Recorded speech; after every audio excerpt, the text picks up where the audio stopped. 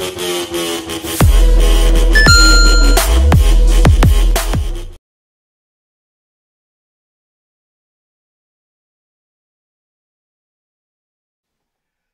everybody, welcome to Cake Burger, and I'm Steve. And I'm Mike. And Mike's Super Bowl Sunday's over, and we had all those wacky commercials going on, but I think what a lot of people forgot, though, was a thing called the MCU. I didn't know it existed anymore. I don't think a lot of people, I think people thought it was in the rear view mirror. Joker's riding high during award season. You got Birds of Prey coming out, all these Batman announcements coming, and then Marvel bought some Super Bowl airtime and unzipped and just like one of those. They're like, remember this? Big thunk. It's like one of those bouncy castles with the slide comes out. And it's this huge, like, Marvel. That big thunk was their penis. The Marvel D. That's Marvel U. So anyway, we had a quick little spot for the we've known about for a while now, the Disney Plus Marvel shows.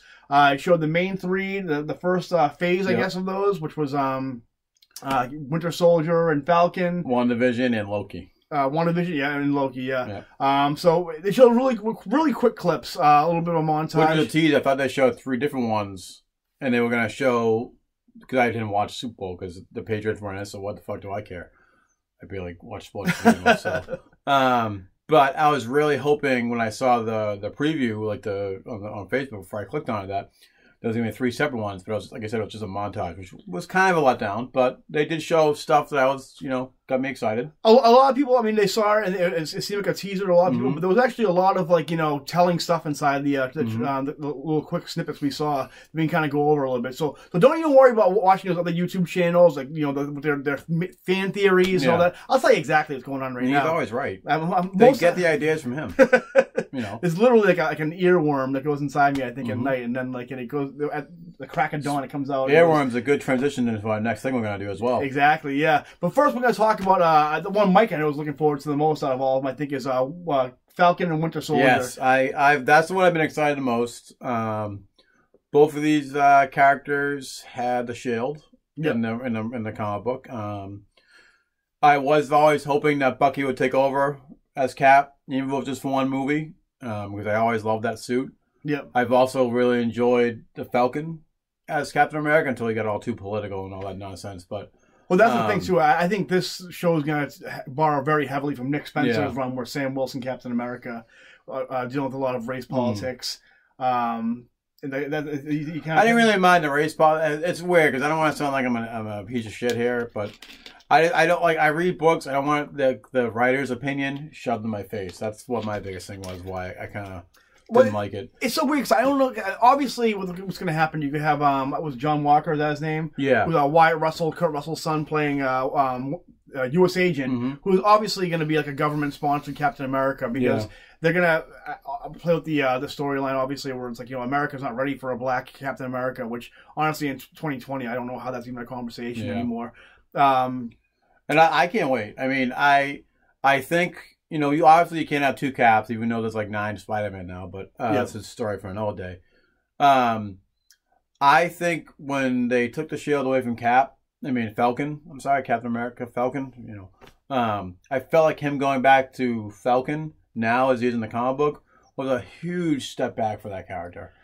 I literally did enjoy him as Cap. I thought he was a great Cap. And then for him, when Steve Rogers came back as evil Cap and he's good Cap, I just felt that was kind of like a step back for that character. I'll be honest, I didn't really read the Sam Wilson Captain America book. I only read him through Avengers issues and like whatever event was going on right now. So I don't really know much about the storyline. I know the gist of it pretty much from what I heard about it. To me, I'm not a big fan. I like Sam Wilson as Falcon. I'm not a big Captain America guy anyway. Mike's more of a Captain America I wasn't guy. really until Chris Evans. Yeah. I mean, I stated previously on the channel before that I only liked him on the video games because you can bash the head in and shit, but other than that. And the thing about this, I'm not really looking too forward to this show because I don't think Sebastian Stan is that, great of an actor for one thing. I mean, he's cool as Bucky, and I like the Winter Soldier character. He's going to be the new Luke Skywalker. That's just me. If I had my way. As far as Anthony Mackie, I find equally. I don't know who I find more obnoxious, his character in the movies or the actor himself. He seems very much like his character from Pain and Gain. Sorry, but I mean, there's one line I hate in the I think it's in Winter Soldier where Nick Fury asks him what his deal is, and he goes, "Oh, I do whatever Captain America does, only slower." Yeah. It's like, no, you don't at all. Like I mean, I don't mean to like diminish Falcon's his talent, whatever. But I mean, like you don't. Captain America fights people close range, and ricochets a shield, and he's a master technician. You glide and shoot Uzis, and that's you're not anything like Captain America. So I think they were going back to that joke where you see on your left as he buzzes by him like 4 or 7 times. But even that, I think there wasn't enough character development with Falcon in the movies. I mean, it's like he was jogging with him in Washington D.C. and then all of a sudden, the next scene, he's like, "I will die with this. I would die for Captain America." Like and it's like, but they showed really no backstory of him idolizing Captain America as a kid or anything like that. But I mean, I don't know. I think the Disney Plus show is going to be pretty good because you're going to be able to really kind of dissect a lot of those relationships and kind of go a little more in depth into them. Because honestly, the MCU movies are kind of a little vanilla when it comes to a lot of characterization, especially with the next one we'll talk about, which is WandaVision, which is probably the one I'm looking forward to the most. I think. Yeah. I'm gonna watch them all. I mean, even with Black Widow coming out, I'm not that too into it, but. I mean, Falcon with the Soldier, it looks movie quality. Yeah. You get the show. I feel like that we're only getting 1 season of that, and that's gonna be a transition into the new Captain America movie. Yeah. Because you probably don't want to see a movie of what Disney Plus is. You want to see it in transitions to build it out more, and why we won't see. You'll probably see U.S. Agent Walker. Possibly, my thing is he's gonna be carried over into the movie where he's going to be like the new Red Skull, especially if he's going to be kind of like a racist. I really hope that they don't do. I mean, the thing I liked about the Captain America movies, the ones that came out with Chris Evans, is because they were very Tom Clancy, Jack Ryan type. But I'm not a fan of I don't want to see social divide where John Walker is just this redneck and it's very South versus progressive North, that type of thing. I don't want to see that in the movie. I'd rather see more like I said Tom Clancy type espionage type stuff like in Winter Soldier. Winter Soldier I love so much, and that's the kind of stuff I'm looking forward to. I really enjoyed him as Cap though. He had a really great costume. It'd be nice if that costume was some Steve Rogers Shield one, some type of iteration. And we'll see what happens. But WandaVision, we saw some clips. It was described as before this little teaser came out was it's supposed to be very borrowed from sitcoms, but also from movies, and it looks very much like that. You looked at the snippets it showed. Obviously, we get that classic Scarlet Witch costume real quick, which everybody's freeze framing and tweeting about and putting on Facebook. Which is great. It seems like she's trapped in a dream or some type of reality. Oh, it's clearly in her mind. Which it remains to be seen whether it's her just kind of having a psychological breakdown, or if it's somebody making her see those things. As far as Vision goes and the whole sitcom aspect, it seems to be borrowed heavily from Tom King's Visions book, which I don't know if you guys read. It's really, really good. Yeah. I think it's got borrowed loosely from that. Obviously, Scarlet Witch wasn't in that book, but I think it's going to borrow a lot from the House of M or Avengers Disassembled, whatever it is, and Visions. You've seen a lot of the frame where it shows sitcoms throughout the ages, going from Dick Van Dyke to Roseanne, even a little Big Witch. I had a little bit of feeling there. Do you think that looks cool? Or? I think it looks good. I mean, I'm definitely going to watch it because looks different. It's different, because you're going to have if you're going to be missing out on things. Yeah, you got to when we speak this much on the podcast. I think I don't want to miss anything. Yeah, that's going to be taking place in the next phase. This phase we're in. I know that Scarlet Witch is going to probably be in Doctor Strange too. I believe. I think she's confirmed to be in Doctor Strange, and apparently American Chavez. Because why not? I think Brother Voodoo, I think, is rumored to be in there. They're just throwing everyone in, and then Doctor Strange, all they need now is a director. I'm just really hoping this kind of sets up in the multiverse. I hope that leading into Doctor Strange as well, that's not just some lame multiverse thing. I think we're definitely by the end of this, and with Doctor Strange 2, we're definitely going to see some type of Avengers Disassembled, House of M, Wanda breakdown. The only thing that's kind of weird to me, and like this has nothing to do with the show or the direction the show is going into. The whole relationship with I understand the comics, Wanda and Vision have a relationship, but with Elizabeth Olsen and Paul Bentley, does anybody else find it a little creepy? Like Elizabeth because he's a lot older. She's I think 29 or maybe 30, and he's like 50. And like if you knew you were gonna do this in movies, wouldn't you like maybe cast some actors? Not to mention her character is probably in her 20s. Yeah, she's like a kid. Yeah, in Age of Ultron, which by the way too, speaking of like not vanilla non-development in the movies, like in Age of Ultron, Quicksilver, we all know in the relationship with the comics, which sometimes can get a little weird in the Ultimate Universe. Yeah, you got that right. But he dies in that movie, and she has like a big like breakdown, and she's like so distraught and destroyed, and then she's never mentioned again, ever again. And this, but that was kind of weird. And all of a sudden she's like and even the build up with Wanda and like. He was like holding her prisoner in Avengers Tower. Then all of a sudden, the next movie they're like honeymooning in Italy, and it's really weird. I don't know. I hope that's what I'm really hoping from the Disney Plus show is like we're gonna be able to see a lot more like character development. In these this might actually take place before the game, and this could be like some type of manipulation by Vision too as well.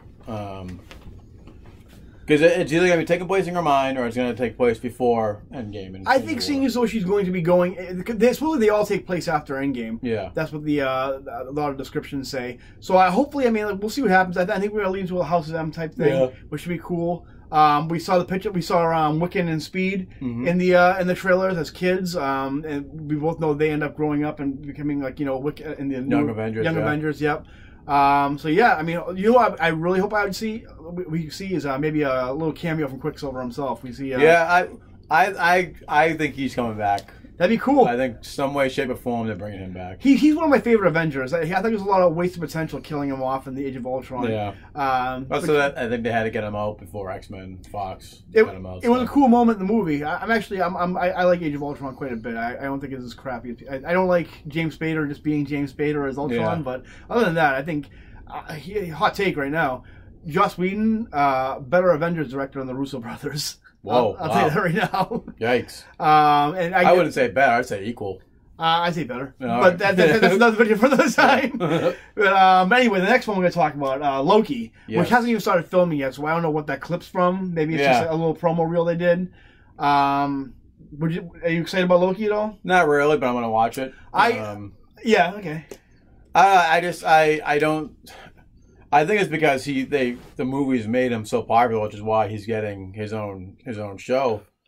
But for me, he's always every story he's in. He's always a trickster. He's always and then really even in the comics, I haven't seen much development, so to speak, with this character. At least from what I read. Well, that's just Marvel in general. They always go back to default. Like when they evolve Spider-Man too much, they go back to broke as a joke. Like and they're on the verge of doing that now and.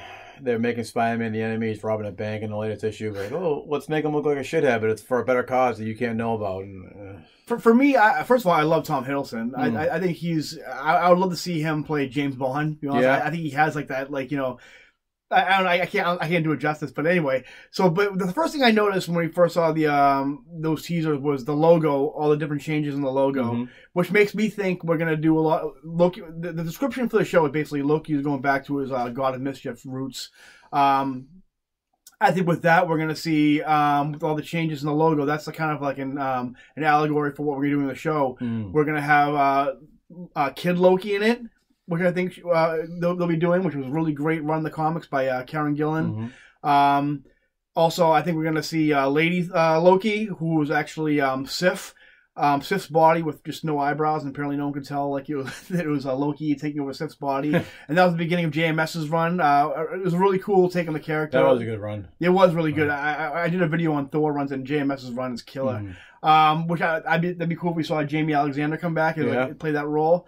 Also, I think we're the other thing I noticed, and this is only because this past year I did You guys know that they get in depth, like, my 5 favorite runs of Thor, which you can ask my son. For like a month, I did nothing but read hundreds and hundreds of issues of Thor, which was dense, let me tell you, and also hard to keep track of because that book has been renumbered and renamed so many different times, and so it was almost like any Marvel book. Oh, but this is even because it went from like Journey into Mystery to Thor to Journey into Mystery again to Mighty Thor to Thor Son of God, and they never changed the number. They just kind of continued from where they left off, and it was very hard to get keep track of. But anyway, the first thing I noticed on Loki when he's wearing that jumpsuit, that prison jumpsuit, which we all seen Loki in jail before.